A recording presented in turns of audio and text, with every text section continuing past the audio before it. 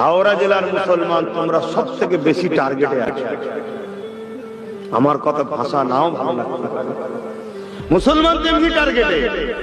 হাওড়া জেলার মুসলমান তোমরা সব থেকে বেশি টার্গেটে। যদি বলেন কি অপরাধ আমাদের, তোমাদের অপরাধ কিছুই না। তোমরা সব থেকে বেশি টার্গেটে কেন? তোমাদের হাতে আল্লাহ কাঁচা পয়সা দিয়েছে।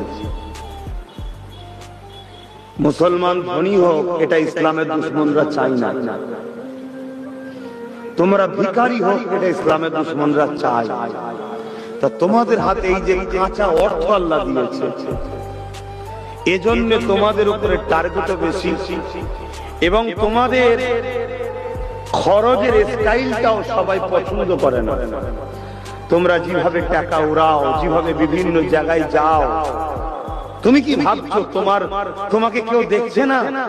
প্রত্যেকটা মুসলমানের পিছনে শয়ে শয়ে চোখ লাগানো আছে।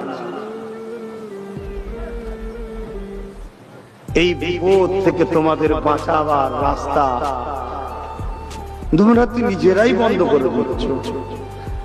একমাত্র তো আল্লাহ ছাড়া আমাদের কেউ নেই, তিনি তোমাদের বাঁচাবেন।